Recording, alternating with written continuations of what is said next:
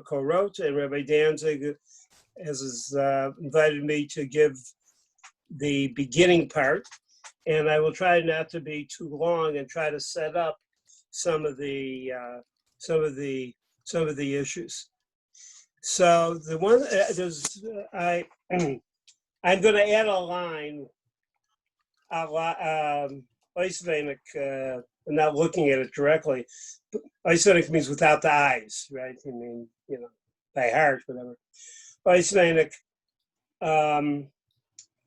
in number 1 from the Mishnah, because I think actually what's going to be later on, you find it in the poskim, that the one thing that you're allowed to do, the Mishnah says, is that if there's a fire coming, you can take the from a gedi rach that you take from a skin, the hide of a tender gedi, chav gadya, tender lamb, and you can spread it on a teak, a table, a teak, a piece of furniture that you want to preserve.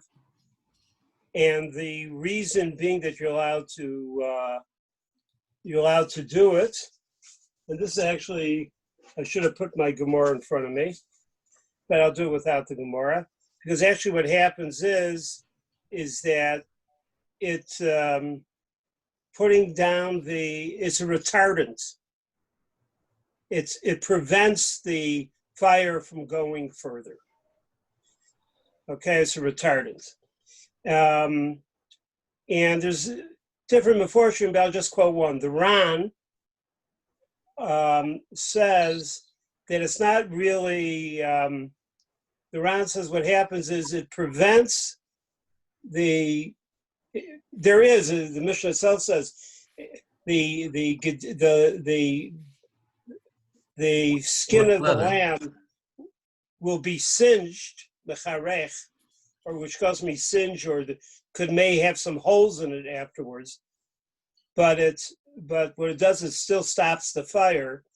And what the Ran says, and this is the old Ran, Hagosa Ran, Chiddushei Ran, but it's considered to be old comments alluded to by the Ran. What it does is, as I said, it prevents the fire from going further. It doesn't smother the fire, exactly what the Ran says, but what it does is it stops the fire. And then the fire then goes out by itself. The truth of the matter is that it might work better for our discussion today, this first line that's not here has not been quoted here, is to say that actually there is some form of kibui going on. Because we're talking about today, gram kibui, or grama on Shabbos, on Shabbat. The grama could be for any other malacha, but the examples that we're looking at are gram kibui. So now we'll go to what is quoted in the Mishnah. Osim mechitza b'chol hakelim, but you could also put up a firewall.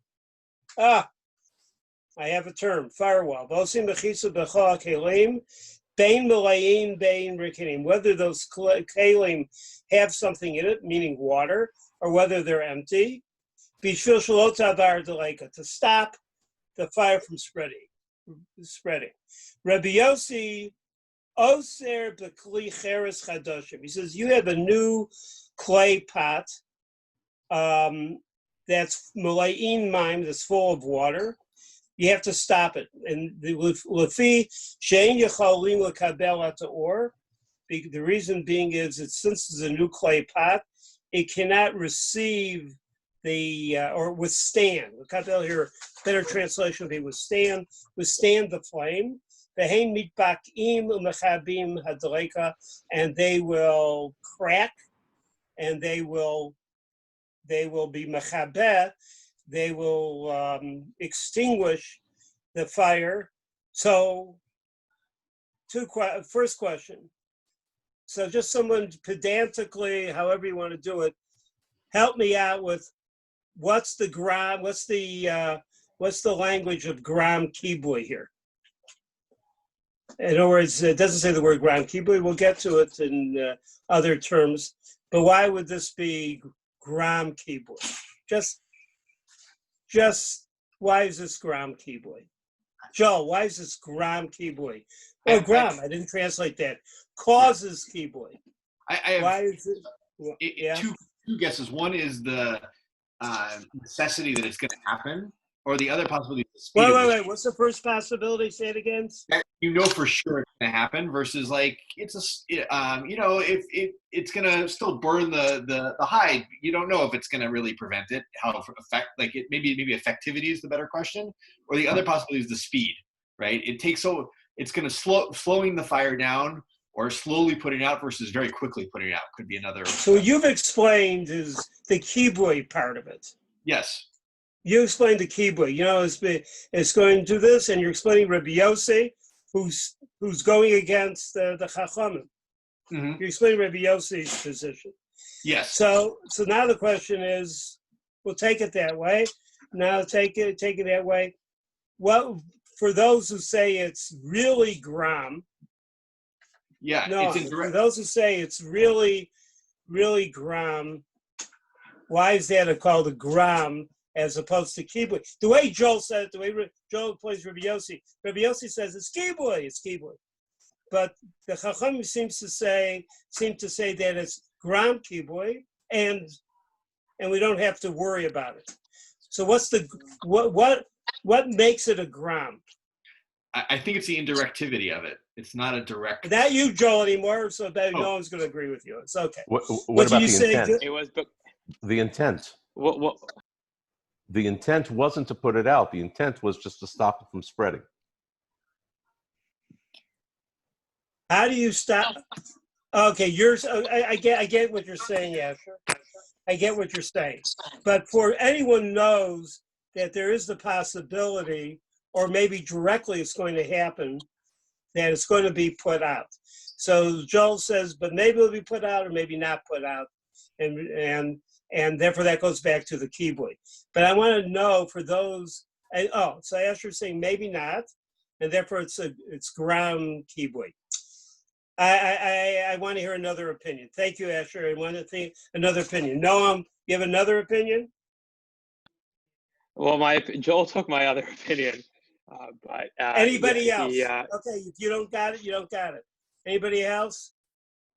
I think it's about what Joel was beginning to say about there being an additional step that in like Grama, at least with Nezikim, there's something about like there's a time lapse or there's an additional step that has to happen. Like these plants are drawing directly from the soil and damaging it versus in that case, the tree is being grown now and then its roots will spread out and then it'll damage something else. So here you're heating up the barrels, which will then burst, which is an extra step removed than if I just took buckets of water and poured them on the fire. Okay, very good. So I'm going with you. The Achronim, most Achronim go with you. Rabbi Soloveitchik spoke about this a long time in Shiur, but that basically that there is two actions. I'm going with you. How do you like to be called? Lexi. Lexi? Okay. If I don't do it right, let me know. So, as you say, in the sense he would emphasize two separate actions, while one leads to the other.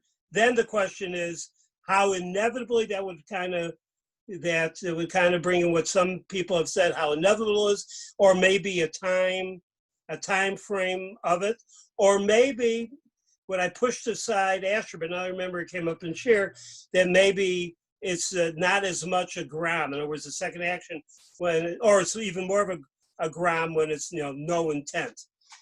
But that seems to be part of what's going on. Well, we're going to have to hear more about how much of a gram it is and what's the nature of gram.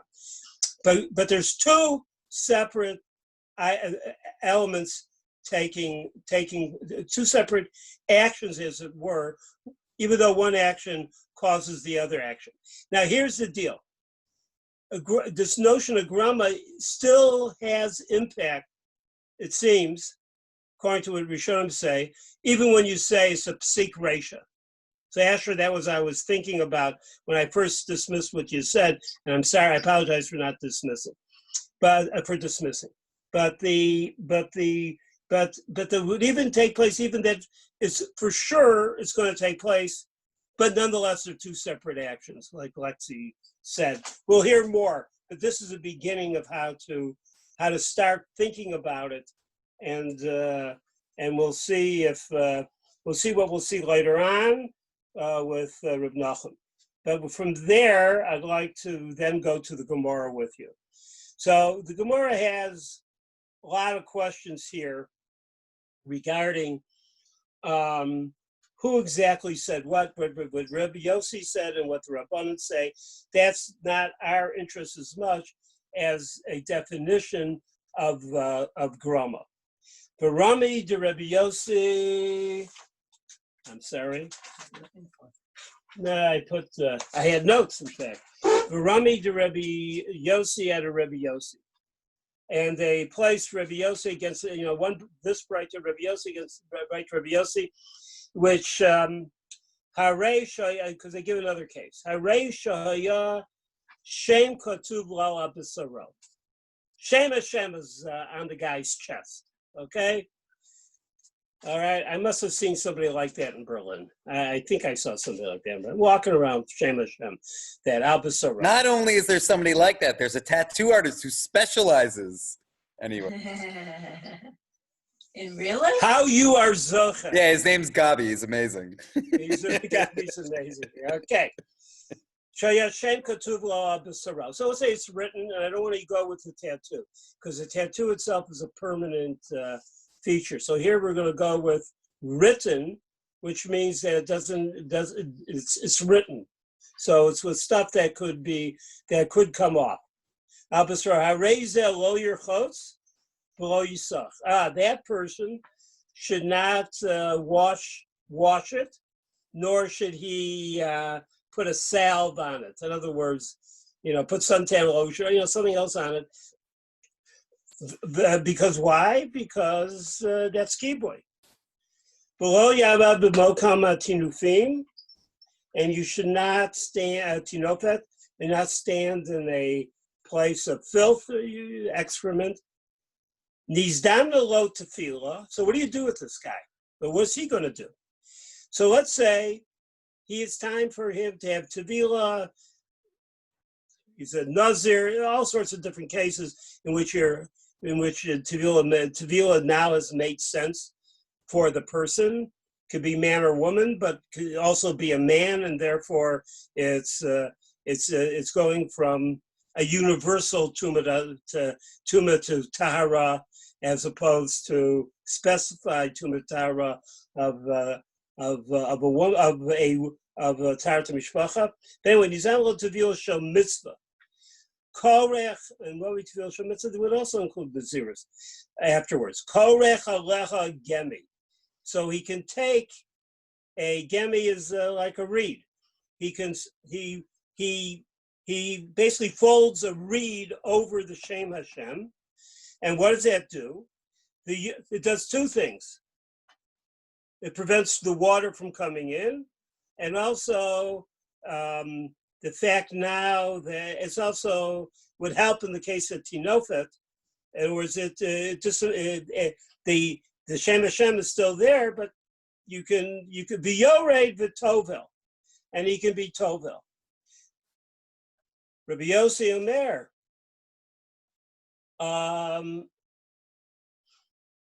Shemitzah korecha yigemi v'Yored v'Tovel. Rabbi Yossi Omer li'olam Yored v'Tovel kedarko. Now, because there's a problem with this particular tefillah. You all know the problem. What's the problem with the tefillah with the reed attached to the chest? Separation. It's what? The separation. Cheryl says here, chatzitza. So, where's it, so the tefillah is not helping. But on the other hand, if you're tovel without it, according to this shita right now, the shita would be a problem, because you have done kiboy. But Rabbi Yossi Merolom Yorei v'Tovel Kedarka Ubev'al Shul Yishaf Sheif, as long as you don't rub it. which means what? It means that kibui is usher. Yeah, if you're mishashef biyodayim, that's what it means. That you take your hands and do it. But a gram kibui, you go into the water, and the water does its magic after a minute or so. That would be probably considered to be a gram kibui. So you go back to what Asher said before. Your kavana was to be do tevila. Your kavana was not to get rid of the Shem Hashem. And therefore, maybe we can call this a gram kibui, two different actions. And so, therefore, if you say it that way, perhaps so it would seem to say that Rabbi Yossi says gram kibui is okay. Shani hasam domar kra v'avatem et shema mina makomahu. You should get rid of the names of the deities of the non-Jews. Ahu lotaz ahu, and ahu, and then it says the next bit is pasuk daled or gimel daled. Lo tasum king Hashem elkechem, but God forbid you should not erase b'molchei Hashem Hashem. Asiyahu da'asar grama shari. And see, Shem Hashem has a particular halacha. Lo ta'asu came.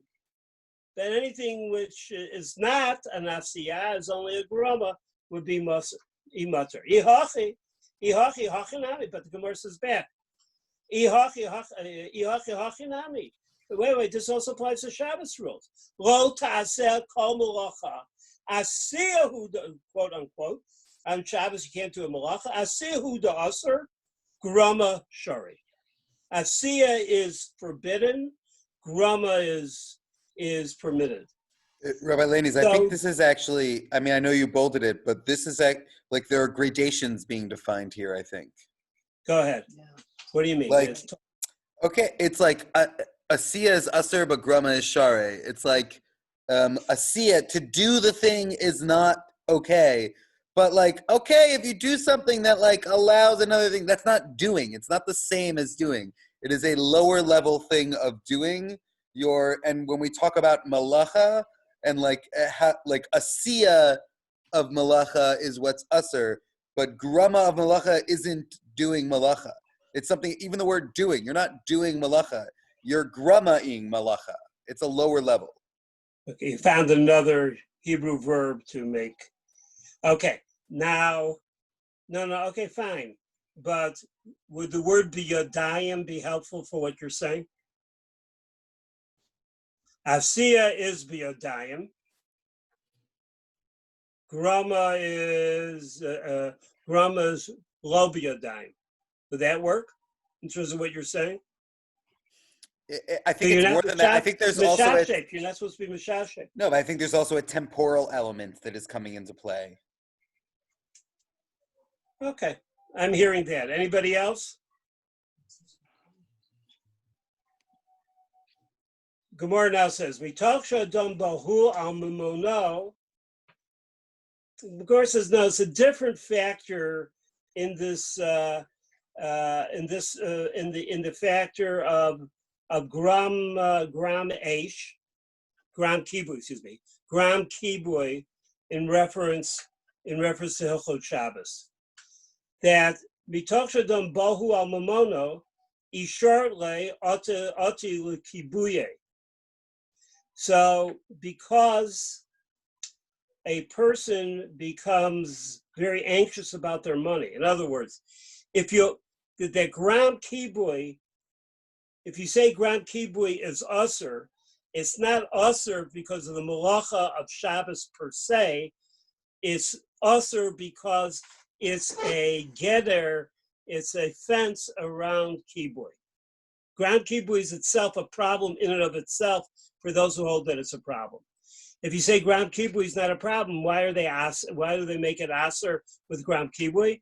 Because since a person gets so upset that their items, their furniture, their very building is going to be engulfed by flames, once you allow them to start off by allowing ground kibui, which actually would actually be mutter according to this, then and if it doesn't work, then they'll just start taking water directly and say, I gotta get the fire out. Therefore, better to just stop them even on something which is actually not a sore, or at least your pator, not osir dioraita, and say mitachadam bo amuna yishor le atili kubuye. We don't want you to come to be machabe, and therefore we're stopping it. But right now, and I'm going to leave. Gemara goes in different things. There's an interesting conclusion here, but right now, what I want to leave it at is there seems to be a very good argument that gram kibui is not an isur dioraita. Maybe it's something else. I mean, it could be drabban, but it's not an isur drabban. It's not an isur dioraita. If it's an isur drabbanan, what would be the heter? Just on the basis of information we have here, in what cases would gram kibui be a heter? In the case of money, let's say, fire. What case would it be? Hefsed merubah. What? Hefsed merubah. Hefsed, some sort of hefsed, maybe hefsed merubah, something like that. I mean, it's a terrible situation. You could make the argument, because what's the argument? What would be the technical argument why gram kibui would be allowed? We didn't make a gezerah for hefsed merubah. There's no gezerah. Excuse me? Wait, There's no rabbinic gezerah for hefsed merubah. There's no rabbinic gezerah. Hefsed merubah, right, against doing the act because it's wait, I just want to point out something. This opinion of Adam being bahul is only according to Rabbi Yossi. According to the Tanna Kama, no problem of gram kibui. Right, it's only Rabbi Yossi, and we're not going to pass it. It's only Rabbi Yossi, and we're trying to get Rabbi Yossi right. So the point is right, exactly, yeah. Okay, but now the question would be, for Rabbi Yossi also, what would be the heter for gram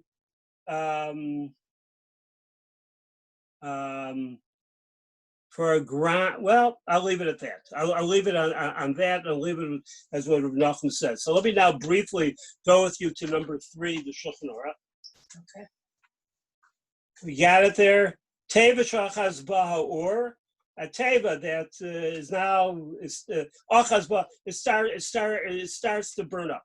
Yachol lifros or Yachol lifros or shall big day misidah hacher, that you take the gedi, you take the or shell of a gedi, and you take it from its flip side. Shaloti sarev. Okay, period. That's the Gemara. We have that. And if you do the Ran, that basically there's no real problem here because it's a retardant and it's not being mechabe, then for sure there's not much to say about. It really doesn't do our issue of gram kibui, except it does do the issue about kibui in that this is not kibui at all, and it's good to know this. Shal Gedim Misera Acher from its flip side. Shaloti Sariv. V'osim Mechitza now. V'osim Mechitza B'kolchim Latzik Ben a Deleka, that you can make a separation, a firewall between the fire. Afil Klei Cheres Chadoshim Malei Mayim, even Klei Cheres, new Klei Cheres are full of water. Shevada Yitbaku. Which was our question here. So Rabbi, could you back up, because you just said a bunch of stuff about the Ran in the last 2 minutes as like a parenthetical that I didn't actually. Well, I have the Ran, which I like. Okay, the Ran says that the issue of putting down this hide of a rach gedi, because the hide of the gedi of a hide which is rach because it comes from a gedi. And by the way, there's a whole bunch of problems with other Rishonim that they thought it was not Rach, but it's Lach. I guess some of them were Japanese Rishonim. So they went from Rach to Lach and Lach to Rach. they get kind of confused. But no, it's not about lach that's wet. It's rach. It's tender, and therefore somehow the flame does not go further. The Chiyuv Ran says, what happens? Why doesn't it go further? And he emphasizes the fact that it doesn't smother the flame. It's just that the flame can't mitlahev. How do you translate mitlahev? Mitlahevet. It can't arise, and then the flame may asmo nivka. Nivka with a chaf. And on its own, the flame has no source, and it goes out on its own. That case, if you take the Ran seriously, then it's not exactly for us Gram Kibui case, because what the Ran is saying is it's not mechaba the flame; it prevents the flame from continuing. It inhibits oxygen, but not from the flame. It's just the flame searches for oxygen, and it's not there if you take him in that serious. But nonetheless, it gives us an action that we are permitted to do. That was the first statement in the Shulchan Aruch. The second statement, the Shulchan Aruch, which has been emphasized here, you can put the bottles out, even if the bottles have, or kalim, not bottles, kalim, even if they have water, and even if we know it's a psik ratio. They don't say the word psik ratio, but for sure, shavadai, yitbaku. They're not going to be able to. And what's going to happen? They have water in them, and then they're going to come out. Because when the delaika comes, the gram kibui mutter.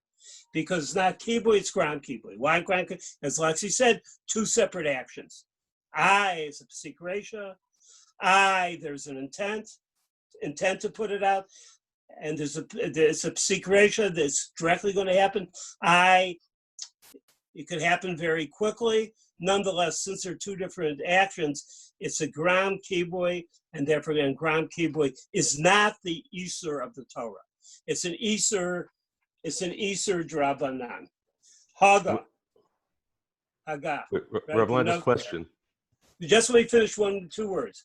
Bimkom peseda. In a place of loss. Because why do we say that it could be drabanan mutar?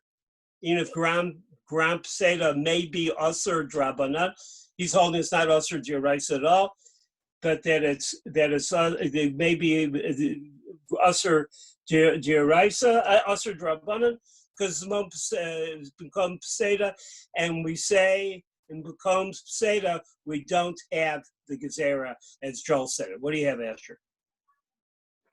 In a way, the Shulchan Aruch and the explanation of the Ran reminds me of something we talked about at the very beginning of the year when you have the gas stoves and the turning, the way, especially on Yom Tov, that we said we're allowed to do, and that Rav Moshe refused to say about Shabbat, but we kind of inferred it that by turning off the source of the gas, that's an acceptable way to turn off the flame because you're sort of just taking the air away from it. And that sort of reminded me right now, or I was reminded of that right now listening to the description of the.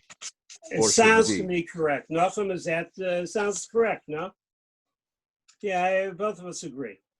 Okay, now, but turn now to page 2. To grab kibui mutter, because everything else that's in the Ber Halach I've already explained, because it's already found there.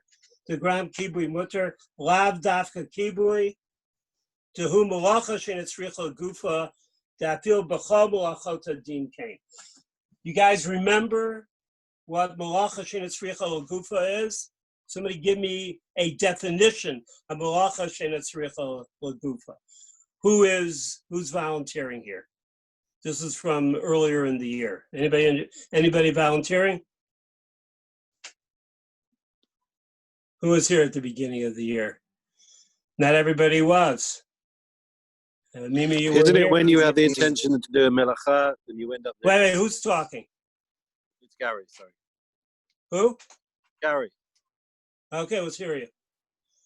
Isn't it when you start out with the intention of doing a melacha, but you end up doing a separate melacha, so you're not chayav deoraita, you're not liable for the unintended consequence of the second act.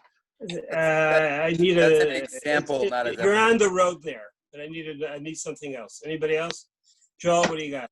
It's when the physical result of the malacha is what you actually wanted. So, if I digging a hole is always the example given for like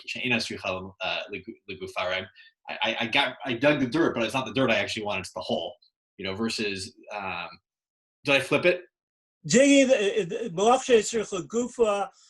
Gufa means what? What's the goof talked about? The physical embodiment of the malacha that I did.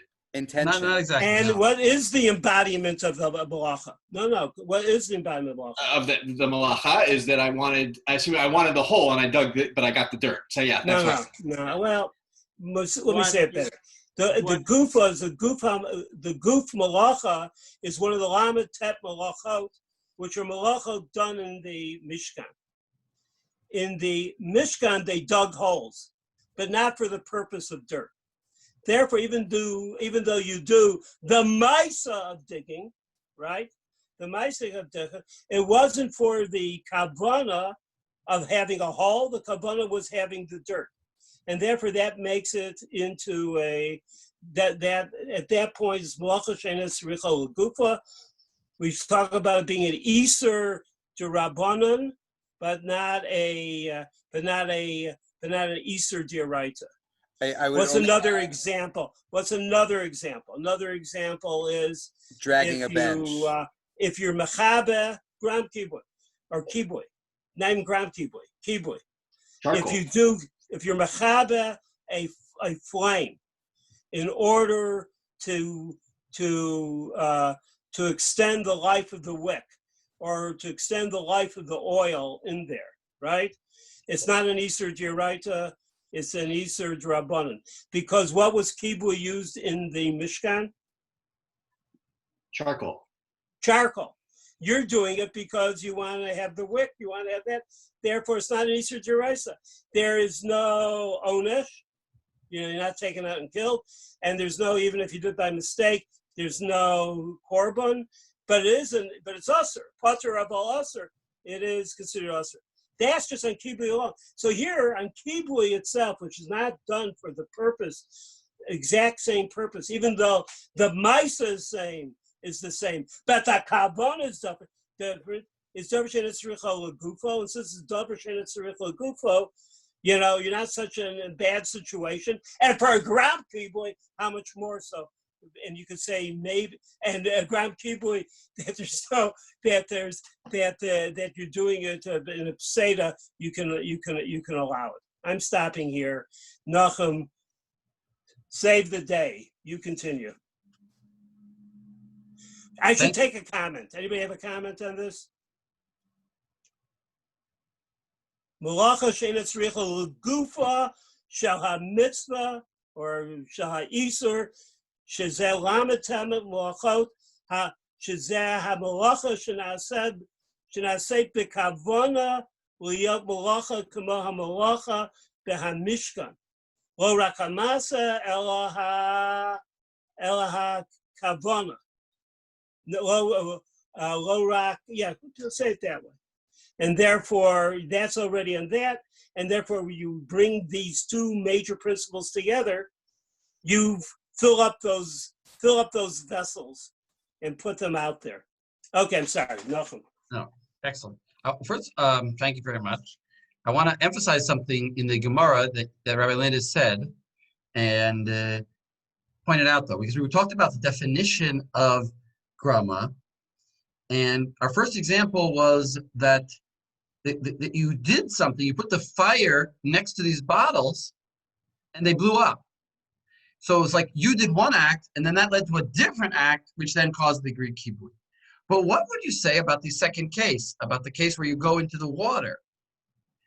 I went into the water.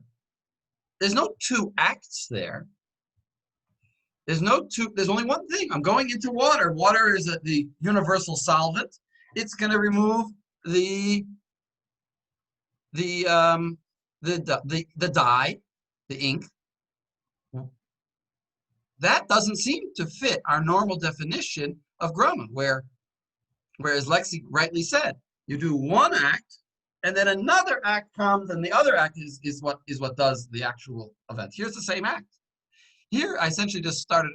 So what Rav Landis said was, well, here it's your kavana that's involved. It's your kavana. You're not trying. You're trying to go to mikveh. You're not trying to remove that name. And he said, and that makes it. And Rav Landis said that makes it into another act. That's like it's two different acts, which is a very nice way to say it. But let's point out that means that there's two different times that we can do Grama. We can do Grama if it's a two acts, and we can do Grama if it's not my intention. Right? It's two different, like heterim. One is where there's two different, because in the first case, it was your intention to put out the fire, right? In the first case, you were trying to put out the fire. You maybe weren't, you know what I mean? You achieved what you wanted to do. You wanted to put out the fire, and you did it. You just did it in a two-step process. Here, it's the opposite. You do it in a one-step process, but you're not trying to do that thing. Yeah, you haven't.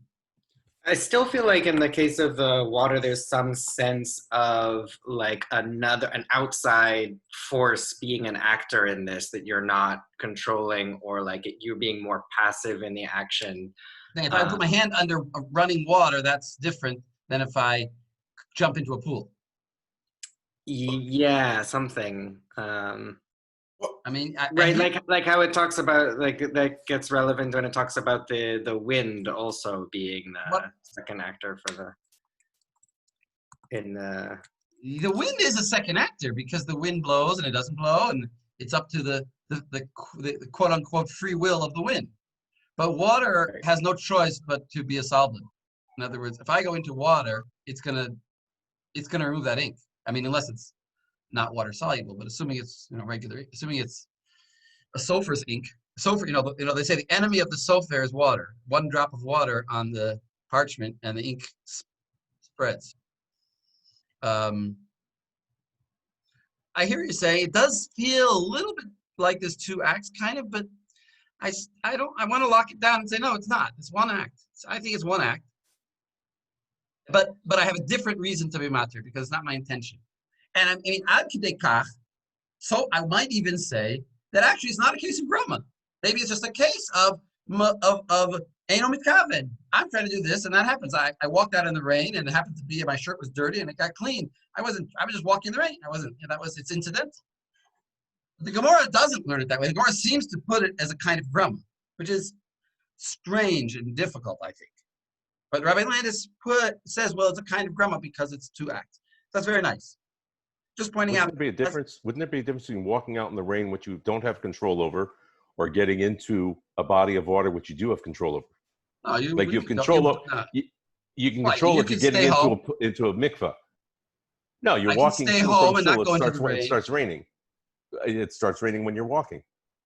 Okay, I wasn't talking about that case. What about the compulsion of a tefillat mitzvah? You kind of have to go. Yeah. Right. Also, that's true.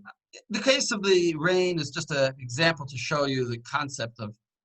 You don't have to get bogged down on that example, but I just try to show you the concept that that's just a random case I thought of like malacha shedavar she'eino mitkabed.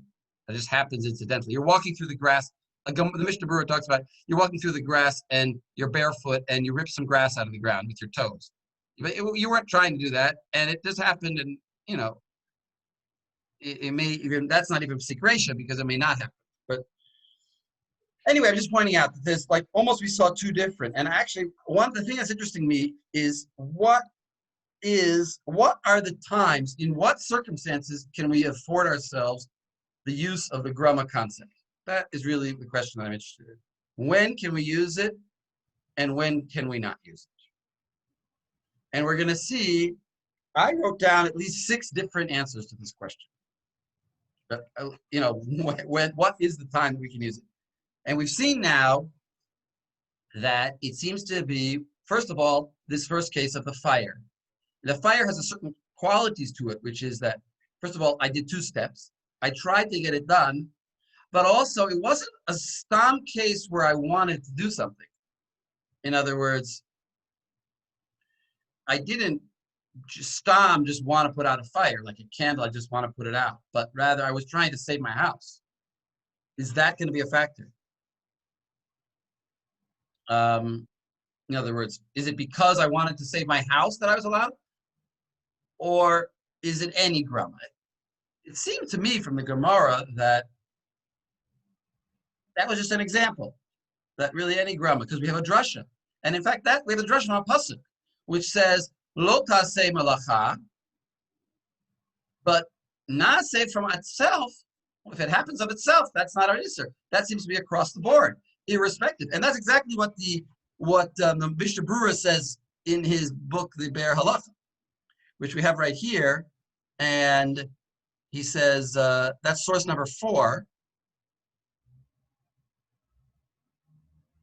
He says, the last 2 lines there, V'ken muchach sham, daf kuf kaf, amud bet, that's our Gemara. The mafik the Gemara, shari, it's shari, why? Midiketiv, lo taseh bo malacha, asiyahu da aser, that's what we saw. Grama shari, now here, I think this is his own words, right? I don't think we had this in the Gemara. V'dumya da asiya sharinan grama. He's adding that. Dumya, what does he mean by that? Dumya da asiya sharinan grama.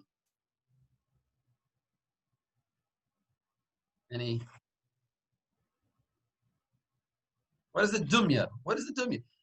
I think what it means is that any case where there'd be a forbidden, when you would do it, we're going to permit it.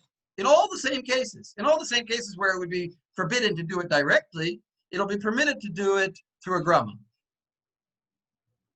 And in other words, there's no reason to say it's only in a case of hefset, for example, which actually is different from what the Rama said. He said, "B'makom hefset." Rav Nachum? Yeah. What about Zorah, where the entire malacha relies on grama to some extent, right? Yeah, well, that's a major question. So we can go right there, but that's we're going to see that Gemara. Okay. Zorah, what your question is what exactly? That in Zorah, you're relying on a wind. You throw the. I don't exactly. I've never made wheat, but like you throw up the. After you've done dash, you throw up the chaff and the wheat into the air, and you're hoping for the wind to come by and blow, separate the two things. And yet, for sure, that's us, because that's a malach. Yeah, I mean, it's one of the 39. Right, for sure, that's usher. Why isn't that grama? So what's your answer? Well, because you want the wind to do that. Like so your intention is that the wind does that. My intention is that the fire breaks the barrels. I would say it's even more. That water. It's also my intention. The derech of malach is this person only does zoreh, only winnows when the wind is blowing. So it's not like, you throw it up. You throw it up, and if the wind blows it, good, and if not, you throw it up again. No, you only do zoreh when the wind is blowing. It's darko b'kach. That's its derech. Yeah, you're right. Your wind always is blowing a little bit. You don't know exactly. You don't go out on the windiest day of the year. It'll blow everything away. You want it to be just the right wind to blow away the chaff and leave the seeds. But whatever. What you're saying, Isaac, is just that it's more your kavanah. You're intending to you went out there. You want to do it. You picked a windy day and you're doing it and you're using the wind. So you're saying that it's as if the wind is for sure happening and therefore. It's the same as using water. It's just 100%. That's what happens, and I'm just. But isn't that the definition of winnowing? That's the definition. Yeah, for sure. The definition of winnowing is for sure using wind. Yes. So I don't see how it's 2x. That when I was saying 2x is that you can set up bottles all the time, but it's not. What does that have to do with it? Right. Exactly. No, but the wind. Well, we'll see. The Gemara understands it as a kasha. The Gemara understands it as a kasha. I'm not inventing this, and Joel's not inventing this. This is brought in one of the Gemaras that we have seen. So it is a kasha, and there's different answers. I mean, I'll give you one answer. One answer is there's an exception. Only by winnowing in that case, when there's a secondary factor, it's just still chayiv. That's an exception. That's a possible answer. There are poskim that say that that's it. It's a special case. But we're jumping the gun because we're not there. We're not there yet. But I heard a comment from somebody else. I think it was Lexi who was jumping in there. Sorry, I was just going to say that I think one of the distinctions is that in the case of the barrels of water, minimally I'm putting them there to stop the spread of the fire. And it's like a very happy occurrence for me if they break and then happen to put out the fire. But like, I'll still have accomplished something if I put them there and they don't break and they stop the spread of the fire. Whereas with the winnowing, all I want the wind to do is to do the zoreh. That like here, like the kibui is like a happy coincidence slash something I probably could have expected. But I don't think that's the same because with the wind, that's the only thing I want it to be doing, and that's the only way it's effective. Well, I think you touched on a different point, which I think is actually very interesting, which is that it's if the fire would simultaneously stop burning where it is, somehow the wood happened to be wetter than I thought it was, and it just went out. Then what I did was nothing. The fire, in other words, didn't reach my barrels at all. It's going to take an hour for the fire to reach my barrels. Lots of things can happen in that hour. Maybe the fire will just go out, but eventually it'll reach my barrel. So it has to progress in order to do that. So that's not bad. The only problem is, look at the Shulchan Aruch. He says, "Shavada yitbak'u kishetagia lehem hadleika." Okay, so the leika may not get to them, but if the leika does, they'll for sure break. So it's not that they may or may not break. They for sure will break. Even if they'll for sure break. Even if I have specially created barrels that are designed to break, I can still use them. Let's look at the Bir Halacha. Let's look at the Bir Halacha number 4. Sheva dayit ka'u, on that he says, she'en lehem koach lekabel et ha'or, mipnei shechadashim hem, u'mashrim b'gemara da'afilu im mikaven lezeh. Even though I'm trying to get them to break, it's still mutter. Skip the parentheses. Gam kein shari, kevan dahave eno el grama, because it's a grama. In other words, what he's saying is, I can even intend to do it as long as it's a grama. For ken muchak sham, and that's what we read the second part. And ken muchak, and he says, dumya da asiya. In other words, asiya, so that's what he really means by dumya da asiya. He means, just like by asiya, I'm trying to accomplish this, so too by grama, I'm allowed to do it even though I'm trying to accomplish this. So the Mishnah Berurah here in the Bir Halacha is saying, kavanah has nothing to do with it. Even if I want to get it done, I can still do it. So if we have, for example, a gramophone, they have these phones that are worked through a process where I can get into it. Basically, where the idea is there's two different types of Grama switches, but one Grama switch is there's a photo plate and there's light shining on it, and as long as the light is like pulsing on it, actually every 1,000 times a second or something like that. I don't know, it's pulsing on it, and as long as it keeps shining on it, the switch is off, let's say. But if I slide in front of it a shutter, right, and all of a sudden the light stops shining on it, then my phone will all of a sudden go on. Then my light switch will go on. So you have a Grama switch because I'm not putting the light on. I'm adding or removing a shutter, a blocking device. And once that is, then the course of nature takes its course. I'm just removing a blocking device. Essentially, it's a step removed. It's adding that step. I'm doing one thing, and what the Mishnah Berurah is saying, that should be mutter because I'm trying to put on the light. It's true. That doesn't matter as long as it's a grama. Even if I'm attempting to do it, kavanah has nothing to do with it. That's what the Mishnah Berurah says. Are we going to get to Shabbos timers for those who are against it? I'm not really going to discuss Shabbos timers too much, no. But we will see. I will show you a heter for the normal halacha that people know in the Shmir Shabbat is that you're allowed to continue a current state, but you're not allowed to shorten a current state. And I actually have, I think, a place where I can even allow you to shorten current state. Well, what do you you know there are people against timers. Yeah, Rav Moshe. They're against it because it's one thing when there's a vadai, there's a situation that vadai yitbarku because there's a fire and all that. But to make, in other words, to close those steps between in Grama, it's kind of continuing your conversation, to close those steps between Gram and between the act itself, whatever malacha it is, the Gram and the malacha, by making it usual and always vadai. There are those who are outside. Yeah, I mean, I don't think if you don't mess. How about that? If you don't mess with the timer, big post. Yeah, but if you don't touch the timer at all on Shabbat, I don't see what a Grama has to do with it. There is no Grama then.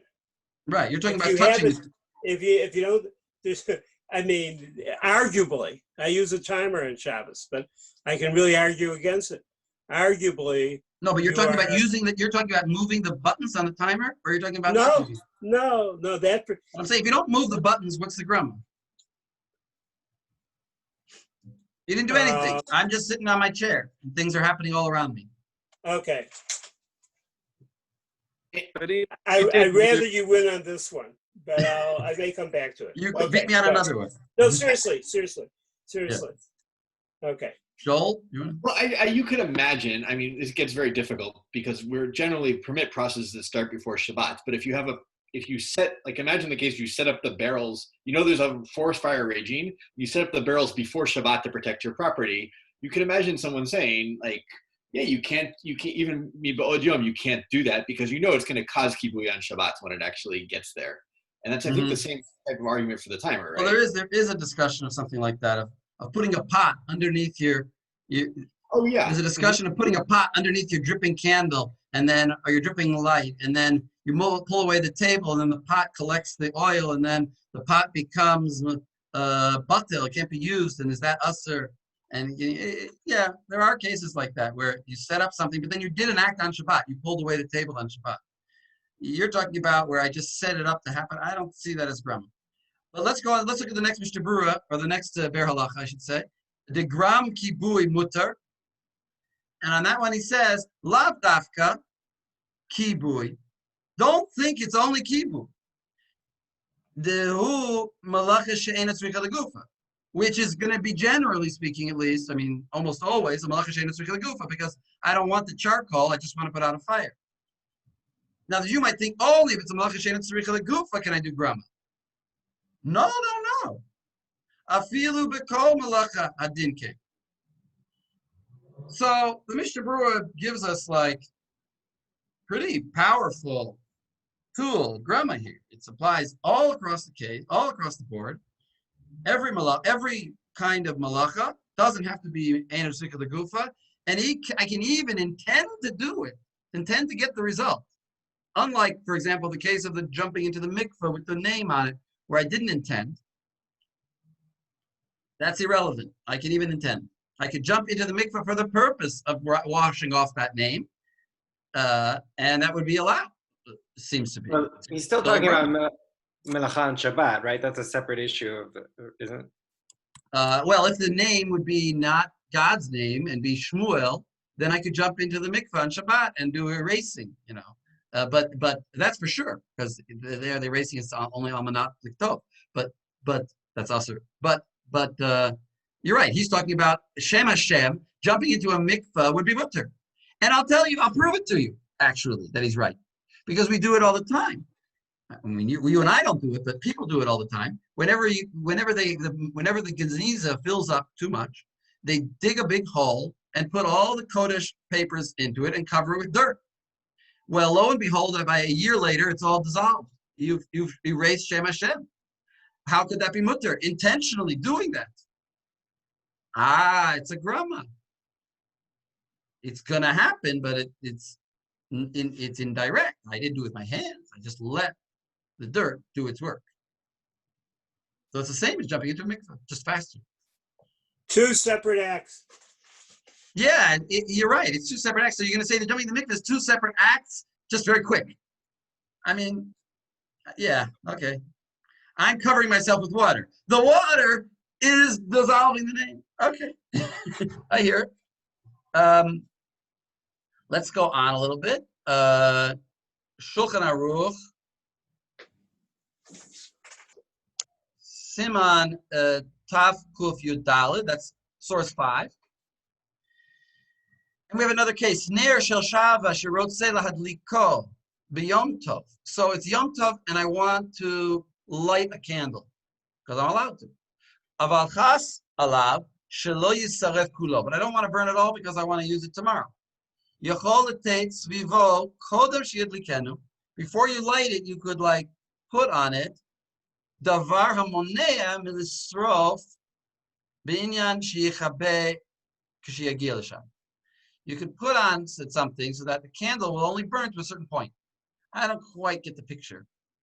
I don't know exactly what you're putting on it. If you wrap it with a piece of metal, it's just going to keep burning. I don't. Maybe the only thing I can think of is somehow you somehow put a knife through it or something. Well, I don't know, but you can't cut it. Yeah. Or maybe you could, if you have a taper, you can put it in water up to a certain point. So when it hits the water, it'll go out. So water, we're going to see. That's exactly what we're going to talk about, a discussion of water and other materials. That's a possibility. That may be what he means. Or you could put it in sand and you might have the same impact with the sand. Exactly. So we're going to see. That's exactly what the Taz talks about, sand and water. And the sand eventually reaches the sand and then collapses in on it and puts it out. Yeah, but that doesn't sound to me like what he's... Oh, that's what you think what he means. Maybe you're right. Yacholitain Svivo, you're saying svivo means like he puts it in a pot of sand. Okay, I was imagining like wrapping it with something, and I couldn't understand what that would be.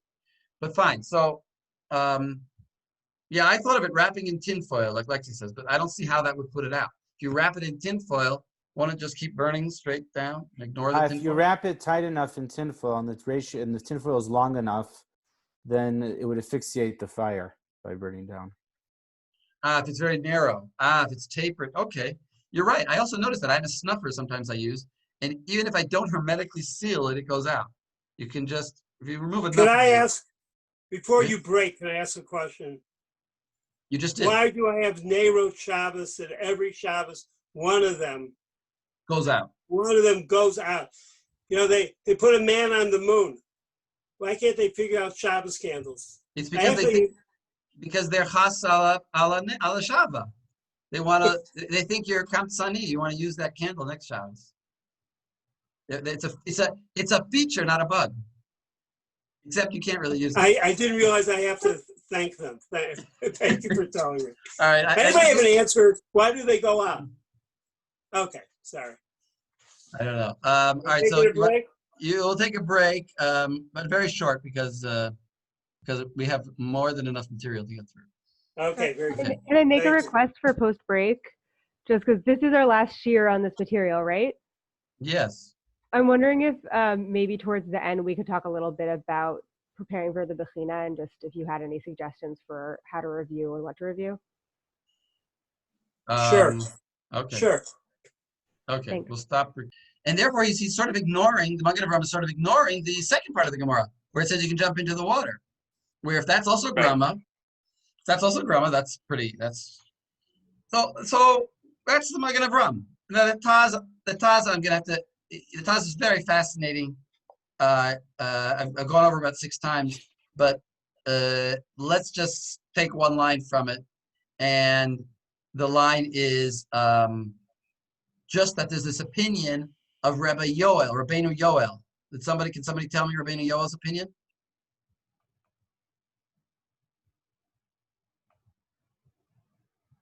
Where is it? In this Taz. Begins Katav Mordechai. I guess only to avoid damage, isn't it? Is that Rabbeinu Yoel? Yes, that's right. Yeah, Ketava Mordechai, exactly, where I underline. Ketava Mordechai, and then after the underline, I don't know, sometimes I underline the wrong part, but anyway, after the underline, Aval Rabbeinu Yoel Perish, Da'afilu b'yom tov lo shari, I'm after the underline, lo shari, gram kibui, ela b'makom hezek dafka. It has to be, so he says, he's even a tighter reading of that Gemara. Your house is burning down. There has to be some hezek. You can't, there's no hezek if your candle, that's not called hezek, that I'm not mazik my candle. I'm not damaging my candle by letting it burn. In other words, there has to be some actual hezek of something some furniture, something that's going to be destroyed. That's the only time. That's the Gemara. Maybe Grama's only in that case. I mean, again, people seem to be, I can only say that they're ignoring the case of the mikveh. And I was discussing this with Isaac a little bit earlier today, and maybe there's like something, maybe there's a change going on in the Gemara. Maybe at first the Gemara thought that jumping into the mikveh was Grama. But by the conclusion of the Gemara, it decided that it's actually Einot Tzricha Lagufa. And therefore, we can't learn out anything about Grama from it.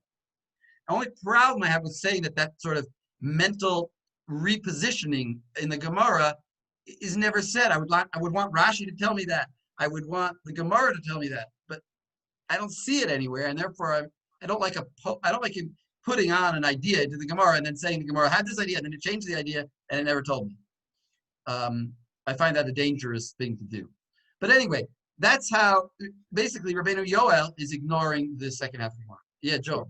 Yeah, you could say that the Gemara there, right, the going in the waters, because it's also it's Tfilat Mitzvah at the end of the day, and so it's like only in Makom Hezek and a Makom Mitzvah, or something like that. It's just a separate clause on that. Was the Gemara only going to allow us for a Makom Mitzvah? No, I thought that was just like in the Shachal V'Tarya. It said that. I have to look back. I thought it may have been that Tfilat Mitzvah. Oh, it said that, but I thought that was just like, what if it's that case? Then what? Then he has to do it. But I think the original statement might have been in any. But maybe you're right. We have to look at that again. Could be. That's a very nice point, though. That Tfilat mitzvah is like hezek.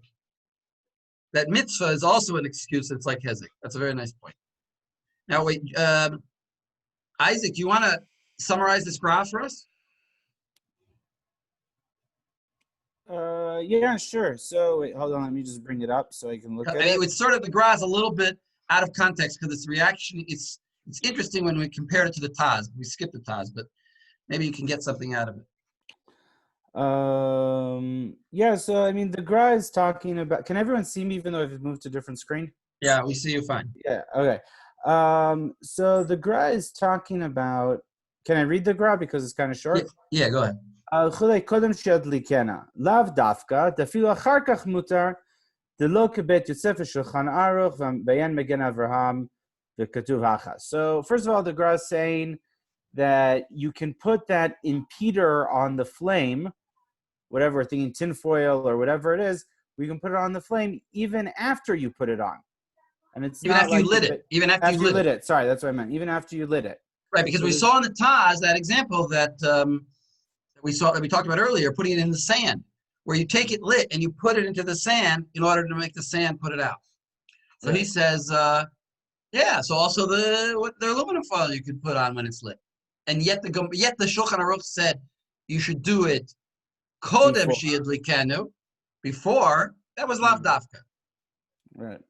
Batur, right, Batur kishitat rosh mechalik ben skifat aner דסעיף ב' ונגרם כיבוי בפרק ט"ז דשבת דקיימלן דמותר כשאינו נוגע בגוף הדבר הדולק אלא עושה דבר חוץ לה. So we didn't read it, but in Sif Bet here in the Shulchan Aruch, it talks about tilting the flame.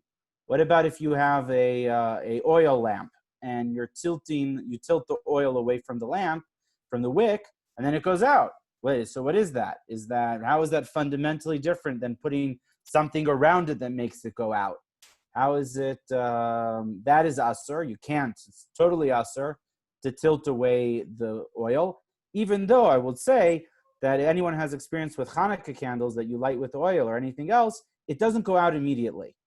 It's not immediately going out. Even if you've tilted away the oil, there's enough residual oil there that it's going to last for some time. It can last for a little bit. So what's the difference? Tilting away a candle, which is completely asur, and putting something around a candle to put it out even after you've already lit the candle. Joel writes the capillary effect. Yeah, very good. So what he writes here, and I think it's very interesting, there's a difference between interacting with the goof of the thing that is lit, or something that is added, that is around it, that is chutza to the goof itself. So if I tilt the candle away, I tilt the oil away, or I'm doing something like that, I'm interacting with the goof of the candle, which the Gra says is asur. I'm interacting with the goof davar. But if I put some chosem, some monea, something that's not on the goof of the thing, that's not interacting with its inherent structure, nature, composition, it's okay. Right. So, but by the graph, if I'm plugged into a timer, but my timer is not set to turn the thing off, I could probably even set it to turn the thing off. So the timer is plugged. Wait, hold on. The timer is plugged in, and it's plugged in. All those chupchiks are up. So Or on, yeah. Well, by the way, the timer itself is a switch, allowing electricity and not allowing. When you move those little pins, you are causing the switch on the timer to turn on. Yeah, I think the things themselves aren't switches usually, though, right? They're not. They're just when the timer hits a shift. You say it's essentially a grama, because it hits that thing and then that causes it to switch. So yeah, okay. Are you saying that's not the goof of the contraption? I knew so I was going to bring that up. I was going to claim it's not the goof, but maybe it is. Yeah.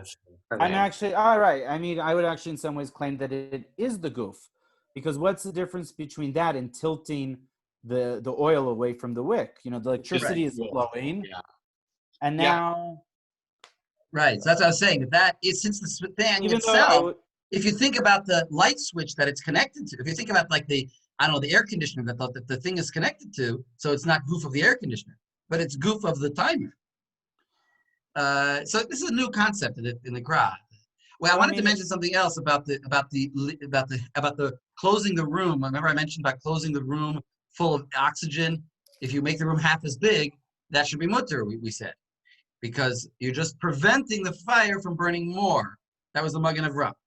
Now, I want to say that's the same thing as closing the knob on my gas stove, because there's gas in the tube on both sides of that switch. When I turn the switch, I just prevent more gas from burning. I just prevent new gas from coming into the flame. It's exactly the same as closing the room off.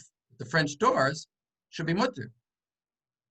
But how is it different, turning off the gas, how is it different than tipping the oil away from the wick?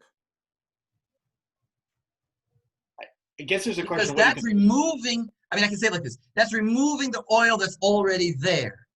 When I close the switch, this is not the way the Gra would say it. The Gra would say, because I'm touching the switch, because that's not goof of the thing. He would say, according to the Gra, he would say, well, maybe that is the goof of the thing and it's asur.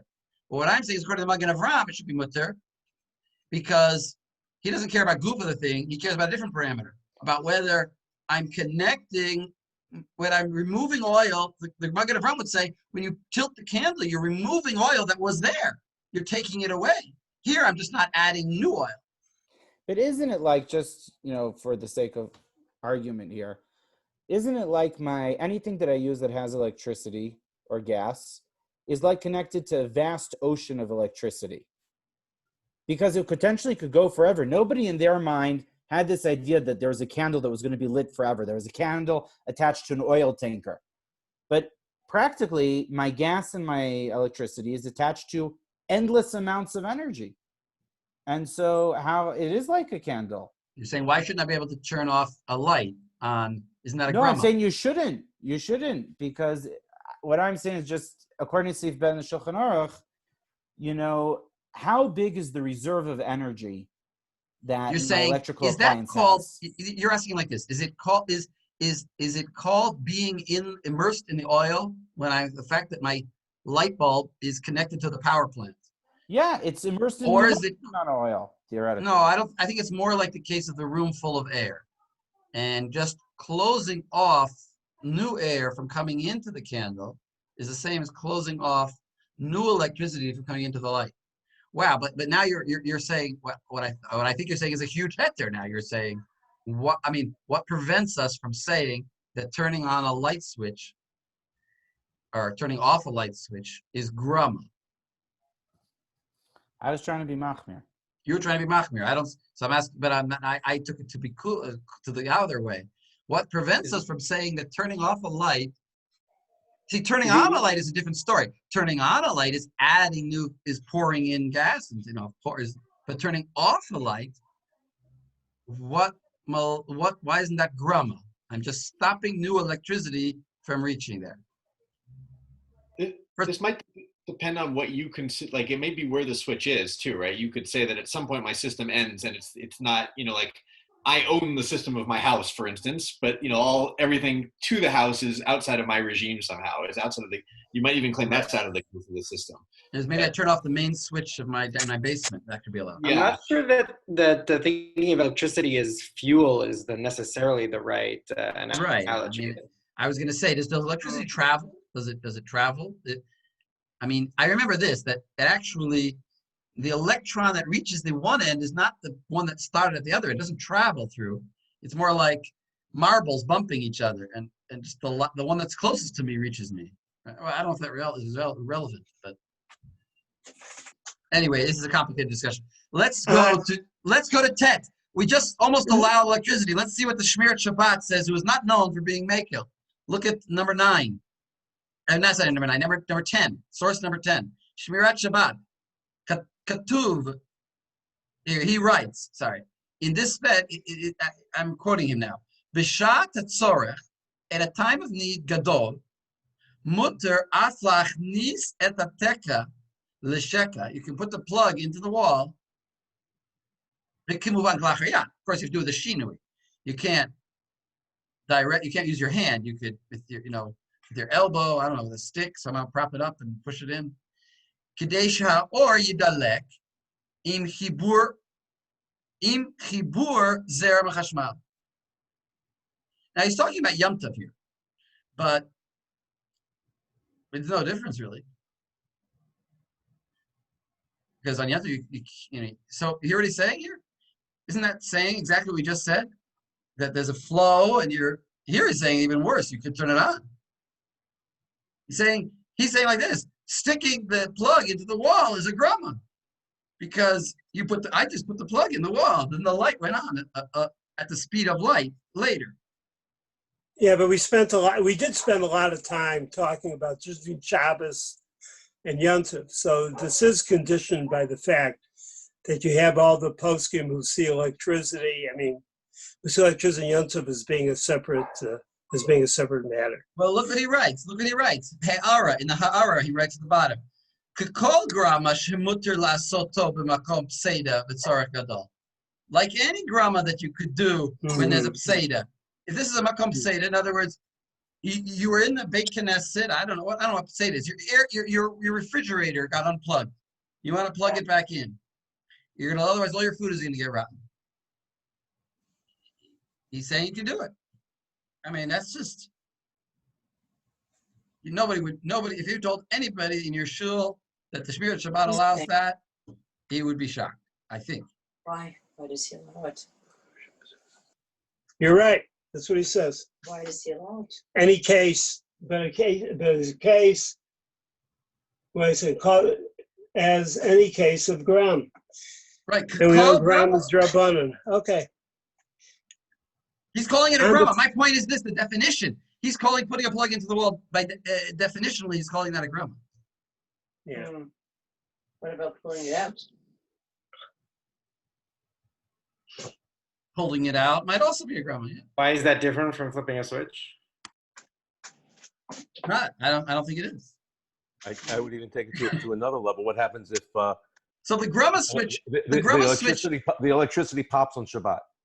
Shabbat came in 20 minutes ago, and all of a sudden, boom, we blew a fuse. The only way to get the lights on for the rest of Shabbat, and Shabbat's only been in now for 5 minutes, is to push up the button on the electric box. Well, that's certainly a tzarech gadol. He calls it a tzarech gadol.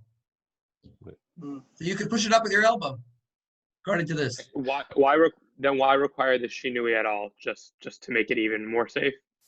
Oh, the shinui. No, why require the shinui? Isn't that because of muksa?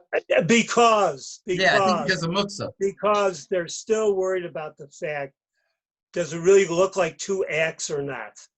And the more you the more it becomes normal and regular for a certain act to take place, which you can argue is two acts, but it really looks and functions as one act.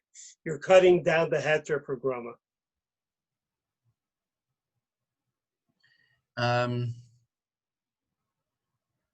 Okay.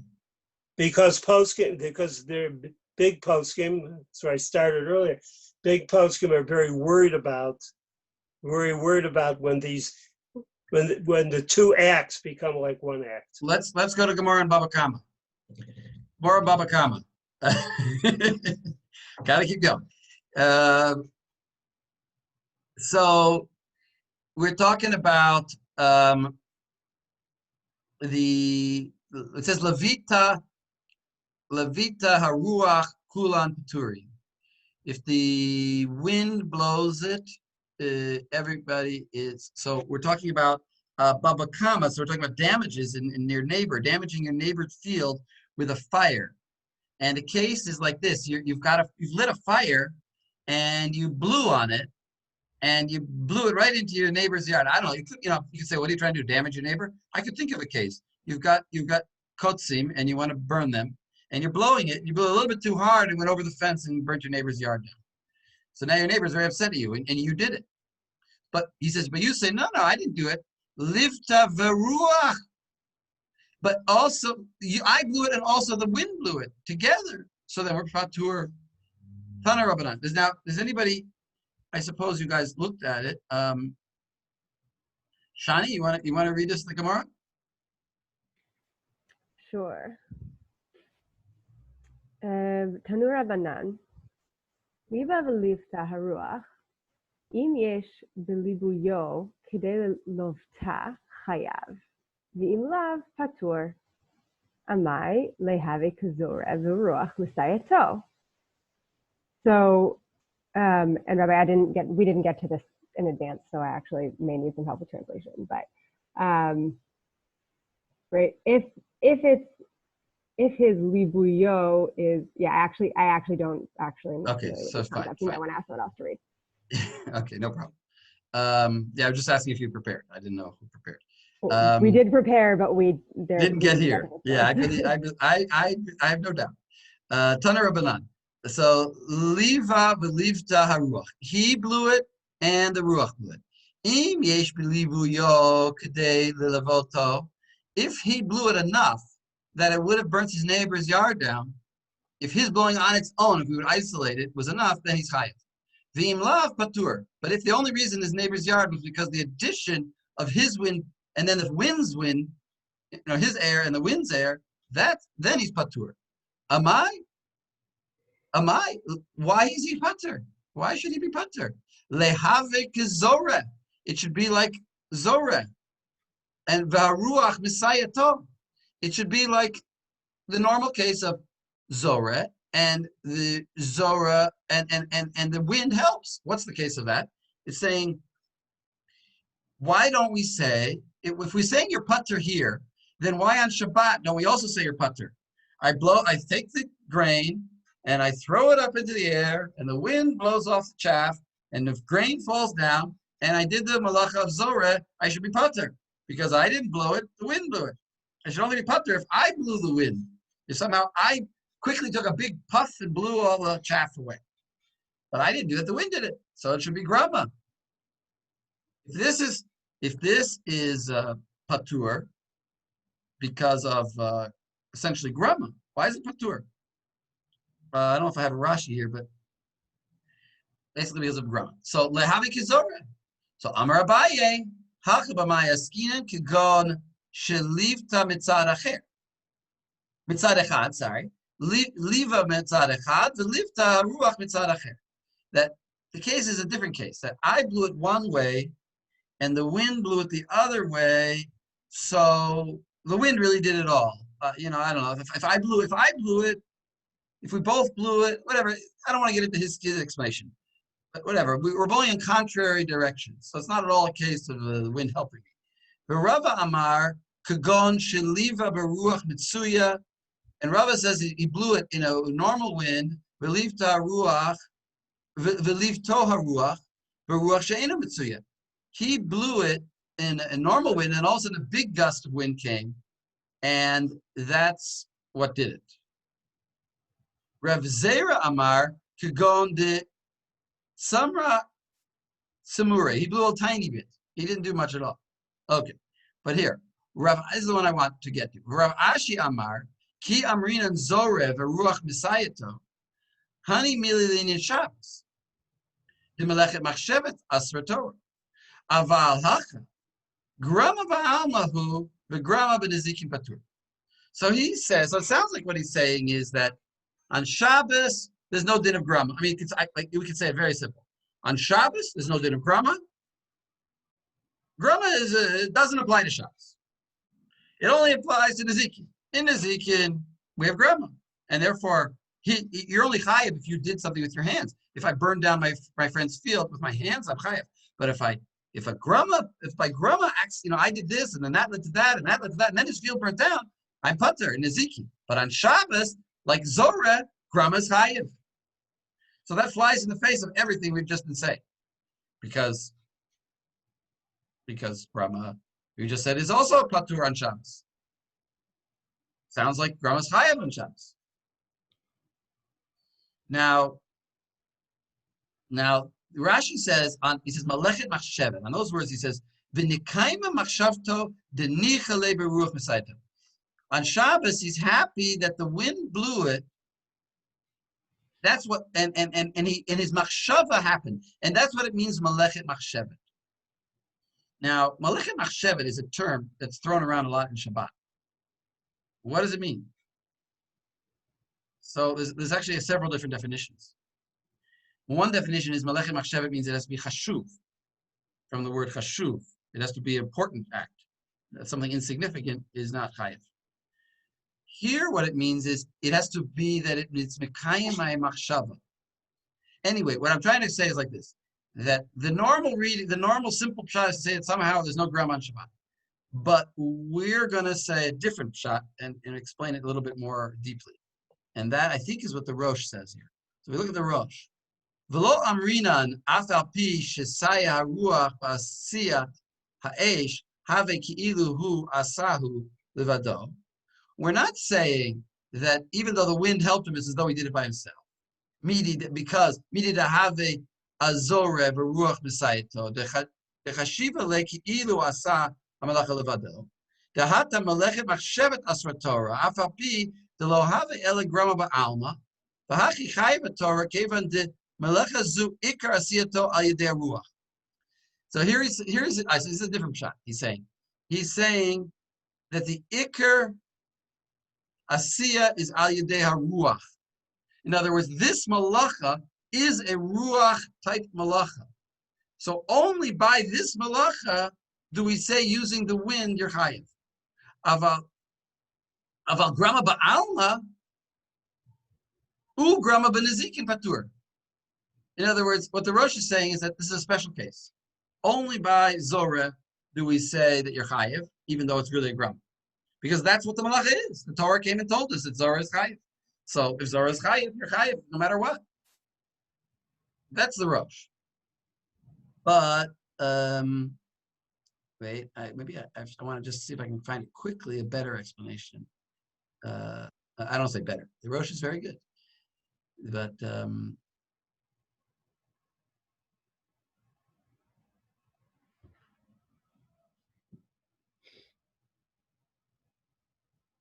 no, so I'll have to tell you outside.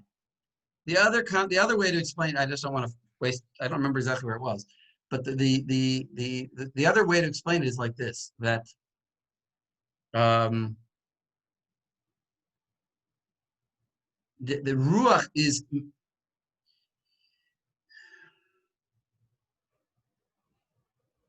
that malechet machshevet we normally think of as a way to get out of doing a malacha. In other words, because what I did wasn't chashuv, I'm patur. Only a malechet machshevet is asur Torah. But what the Gemara is saying here is also the opposite is true. If my machshava is achieved, if my goal is achieved through the acts that I did, then I did a malacha. In other words, you see that in the words. Hani milin Shabbos, the melechet machshavas asra Torah. In other words, this is chayiv because you don't tell me you did a grama. Don't tell me this. You got the malacha that you wanted to get done. So we're using the concept of melechet machshevet to forbid any act that will bring about my desires, my machshava, if I'm doing it. And then that becomes that grama has to have in it the element of no intention, which is a little bit problem, like in other words, I jumped into the mikveh, I'm not trying to get the name erased. That's not melechet machshevet. That's not my goal. I'm not trying to get the name erased. And the Shabbos case, you say, wait a second, but the candle putting out, I am trying to put it out. But that's a different case. That's a special case because there's another reason to be matir, because it's also Eino Mitkaven. I'm sorry, it's a malacha she'eino tzricha legufa. I'm not trying to get charcoal. I'm just trying to put out a fire, which is never even usher anyway. It's just to get the charcoal that's usher. So there's another reason there to be matir. That is the explanation of I think it's the, wait a second. I'll tell you who it is.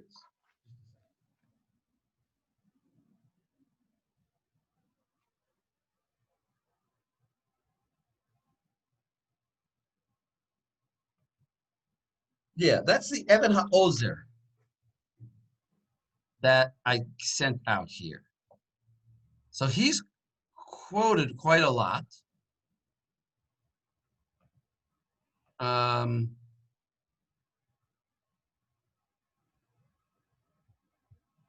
Just a second if I want to go. Yeah, let's go right there. Let's go to 15. Let's go to 15. So source number 15.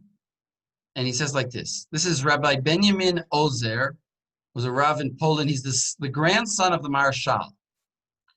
He died, we don't know when he was born, but he died in 1710. So he says like this. So he's an interesting case. It's an interesting case. It's a little bit nice story. So he starts off with, I'm skipping a little of the parentheses here. Everyone's with me? Mm-hmm. Yeah? Okay.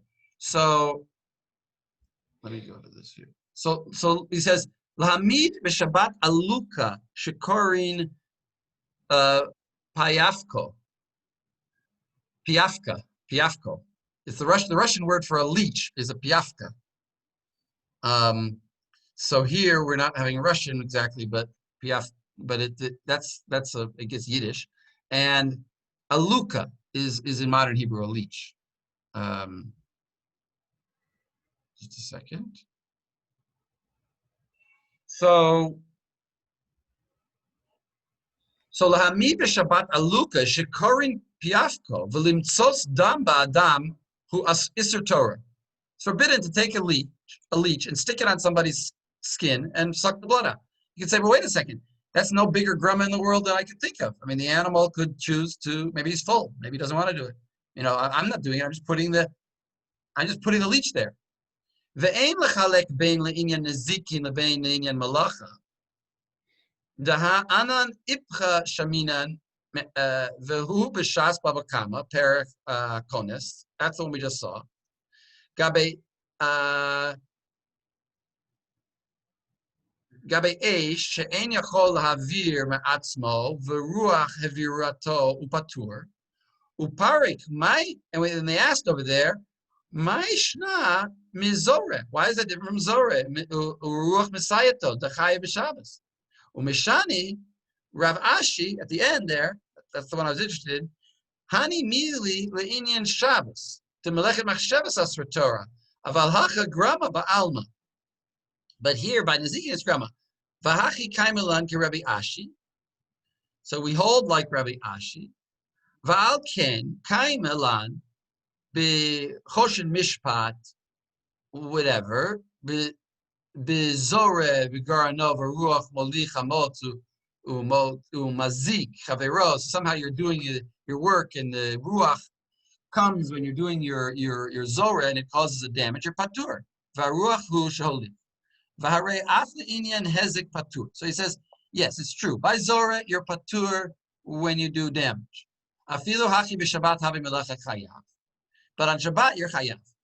V'im ken lahamid behemat chavero al gabei kama. So if you if you took your friend's animal and you put him on your standing grain, shel chavero chayav le'inyan hezek kemazik b'yadayim. It's like you did a damage with your hands. Kavachomer de lahavi melacha b'Shabbat, and it's also a malacha on Shabbat. V'alkarchik tzarich lomar de le'inyan nezikin hakol telui I bari ezeko ilo. So regarding nezikin, it matters whether this is for sure going to damage or not. Like if you put an ox on somebody's grain, it's for sure going to damage. If you put a leech on somebody's arm, it's for sure going to damage. V'lechen kishehamid behem tol gabei kama chavero chayav mishum divrei hazar. Okay. Ubezora uveruach misayato patur. Aval b'Shabbat. Okay, here's the key line actually. Aval Shabbat. Hakol talui b'melechet machshavos. Everything depends on melechet machshavos.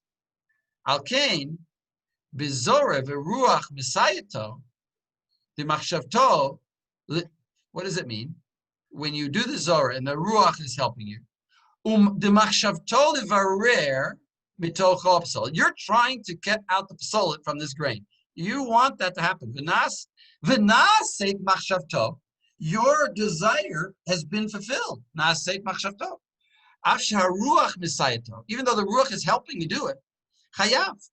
Dehana seit malacha al yado. Because you caused that malacha to happen. It's kind of like if you put, food in a frying pan and put it on the fire. So I didn't do it. It's a grama. The fire cooked it. I just put the food on a frying pan. I could have taken it off after a minute. It wouldn't have got cooked. The fire burned it. But your thoughts, your desire got accomplished. Doesn't matter that you used something else to get it done. Doesn't matter that the leech did your work or that the ruach did your work. You achieved what you wanted. So that's what the idea of melechet machshavos is. Aval behamid behemto al gabei mechubar de'en kavanato umachshavto al shum melechet. But if you just put your animal in your backyard and he's going to eat, you're not trying to rip grass out of the ground. You just wanted to eat, and he's going to choose to rip grass out of the ground. And he wants to fill it to malek kirso. He just wants to fill his belly. You're not thinking about trying to you're not saying, I want to clean my yard up. I want to put the sheep in the backyard. I'm going to put the sheep in the backyard to clean my yard. If that would be your issue, then you'd be chayav on Shabbos. But if you're trying to you just put him out there and let him eat if he wants to eat, then you're not trying to get any malacha done. You're not chayav. V'lechen patur. Kevan tehu eino osek klum. V'gam machshavto lo haya al melechet klal. V'lefi ze nitbarer ba'aluka the ikar machshavto shehamid kedei shitaz say chabura. You're trying to make a chabura with this aluka, with this leech, adam. Shtimtzos dam malacha. Malacha gemura he. It's a malacha gemura. So this is like the other side of the coin.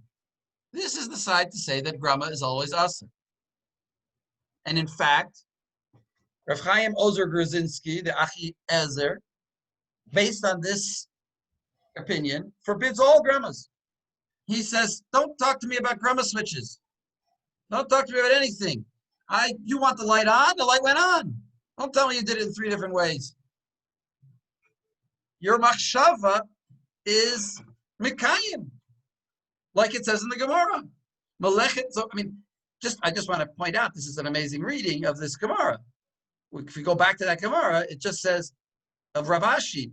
He just says, "Hani million in Shabbos to melechet machshavos." He's really explaining what melechet machshavos asur means. Not like the Rosh who said it just because Rosh should have ignored those words. He just says it's a special din by Zorah. I don't want to say that, I see, I like novel ideas. So I think this is a nice idea. It's a halachically problematic if we want to use a growth. It still runs up to the Mishnah though about putting out the fire, right? Because your intention is Trying to get that fire out. Right, but yeah, that's interesting. But here, notice he used the word chabura by the you want a chabura to happen in this guy's flesh so that you can get the blood out. And the chabura is the thing that's usher. And that's malacha shetzricha legufa.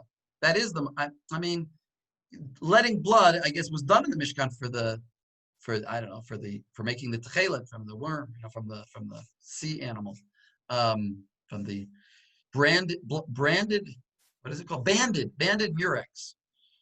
But they would take the blood out of it. I mean, I don't know if there's really a malacha, but I don't remember exactly. But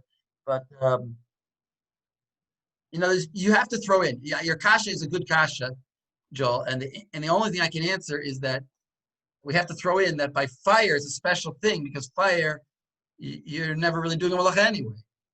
It's not really a malacha.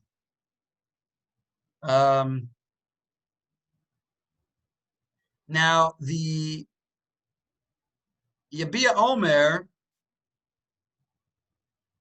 talks about, it's actually back to something we talked about a long time ago about using a dude shemesh. And he basically says a very nice point, which is that, you could argue with it, but he makes a very nice point. He says, when you, I'm not going to read it to you, but I'm just in source 18.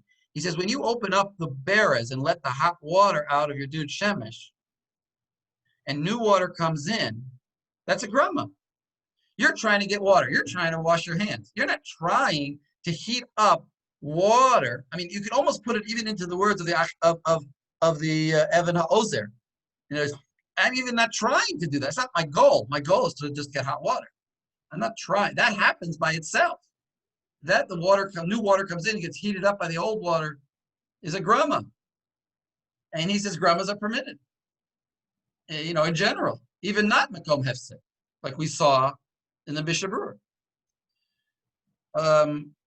Let's just end with this Rav Moshe. Because Rav Moshe is asked, this is in 17, we're going back to 17. And 17. So Rav Moshe, I have to end with Rav Moshe. He has found one place where he talks about Grama, I think it's the only place. Vaha de Hiksha. So he's quoting, this is Rav Mordechai Gifter, who is from Cleveland, who was a tremendous Talmud Chacham. I never met him, but so I've been told. Tremendous Talmud Chacham, basically of the same generation, slightly younger, maybe 10 years younger than Rav Moshe. And he was in Cleveland. And he asked this question. He wrote an article criticizing Rav Moshe. V'ha de hiksha, from the beginning, ha de hiksha al alai. That Rav Gifter argued with me. Where? Be Hamasila, it's a magazine. Shnat, I don't know, whatever, this year. Tet, Korvat, I don't know, in a certain krach, in a certain volume of that Torah publication. He argued with me. De'im haba'al makom sheyis reform nechshav hu atzmo ma'aseh ha'ibud. I don't know exactly what he's talking about, but let's say he's talking about bringing Sheamus. I don't know. I'm not sure exactly what he's talking about, but maybe he's talking about bringing things from the Geniza. De'im hava'at l'makom sheyisrafu. He brought them to a place where they burn. Nechshav hu atzmo ma'aseh ha'ibud. Is that considered, is bringing it to the place where I know it's going to get destroyed, is that called destroying it with my hands? If that, who, nechshav hu atzmo ma'aseh ibud, my time and nechshav tavel b'shem al basaro rak grama. So then why is jumping into the mikveh with the name on you also destroying the name? Why is that only grama? B'Shabbat daf kuf kaf. That's our Gemara. That's our first Gemara. Af she'ayri shevadai yimachek Hashem b'mayim. There for sure it's going to get destroyed. And yet it's mutter. So why is bringing it to a fire usher? right? Isn't that what he's saying? Why is that Maaseh Ibud, destroying it with your hands, but putting a name isn't? And he says, V'timhani ma'od. And we learned last week that Timhani is, and I was shocked. V'timhani ma'od. Uman nichale l'kvod Torah Rabbeinu. Below divrei memtet. Below divrei. Oh, I don't know. Memtet. I don't know. Nechshav ze. My tama. Oh, below divrei my timer. Below dvarai. Yeah, okay, fine. Uma nichlek below divarai. Below divarai, my timer nechshav ze grama. Kevan devadai yimachek. Forget my statements. Why is that a grama in Shabbos? That the name is going to be destroyed. It's vaday going to happen, and you're jumping into the water. Uma lanu be'eze ofen osim mechika. What do we care whether we do it with special chemicals to remove it, or just jumping into the mikveh?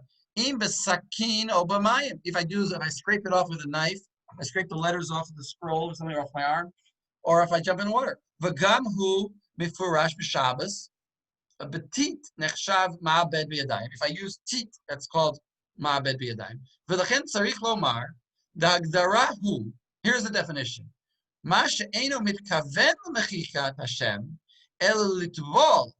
Because I'm trying to jump in the water, I'm trying to erase it. V'lo nechshav she'osei ma'aseh mechika. Therefore, it's not considered a ma'aseh mechika. That's kind of what we said. Va'af shehu psik reisha. Even though it's for sure going to happen, you can't say it's eno mikaven because it's psik reisha. So it's like it's mikaven. But nechshav rak kagorem. It's still considered like a grama. In other words, I'm not trying to do it, and I'm not doing it with my hands. I'm doing it as a gorem, a big grama. In other words, it is a grama, and also you have to have into it the fact that I didn't want to get it done. So this is very similar to the Even HaOzer, really. He seems to be saying that the key factor is it my goal or not my goal? If I'm trying to get it done, then it may be a problem. And then putting in the plug, I'm trying to get that light on. Even if it is a grama, that's my goal. So anyway, the upshot of the Shiur is that there are many different definitions of grama, and there's basically two lines. There's those that follow the Even HaOzer. He's really the first one to be machmir in this way. And then there's those that follow, let's say, there's the Mishnah Brura, and who is much more lenient. I wrote up like 6 different things that I think are factors in grama. One of them is it only when fire damage occurred? That's one. Is it any malacha? Is it just by fire that we're allowed? Is it only in rabbinic prohibitions? We didn't see that. There's some that say maybe it's only in rabbinic prohibitions that we can do grama. There's a lot of different factors in when we can allow grama and not. But basically there's these two sides. One to say, basically one grabs onto the second Gemara that we saw as the Iker, the Gemara Baba Kama, and says anytime your goals are achieved, it's Aser. And one grabs as Iker the first Gemara that we saw, where it seems to say that the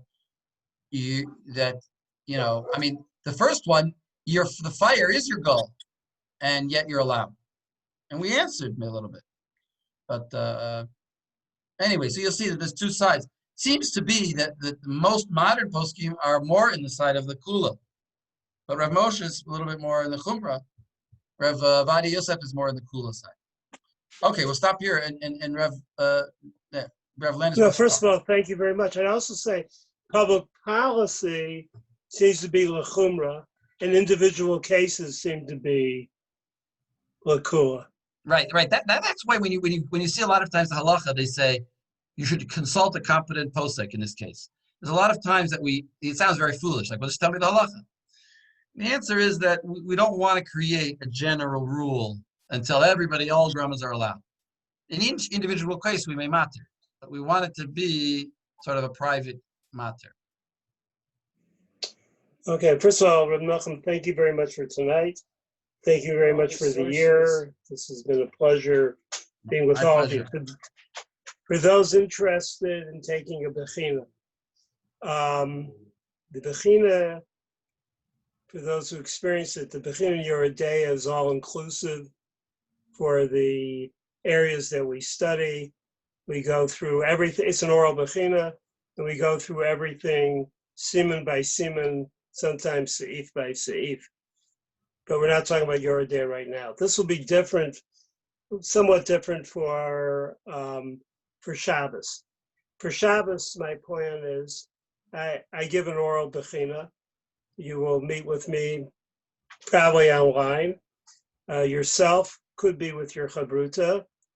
And I will send you 5 questions, or areas, I should say areas, 3 of which you will do be'iyun, 2 of which not be'iyun. And be'iyun means take me through the Gemaras, take me through through the relevant Rishonim, take me through especially the Torah Beis Yosef, and take me through the Shulchan Aruch. And since this is Shabbos, then the Mishnah Berurah and whatever else you want to add. If you want to switch a different posek than the Mishnah Berurah, better be a good posek, but Aruch HaShulchan is fine in that case too. Basic principles, basic text, basic principles, and a case or 2 that you'll come up with. And that will be the 3 be'iyun, the 2 that's not be'iyun, that you've chosen not to be be'iyun, you still should know pretty well. And you will teach the 3 to me. I'll be ready to send that to you when you're ready to take a bechina. I can send it to you 3 weeks ahead. In fact, I'll make it better, a month. But you better be prepared so that we can have enjoyable time. The bechina, for those of you who had in your day, usually goes between 4 to 6 hours. This bechina, I imagine, should be an hour and a half, at the most 2 hours, but an hour and a half.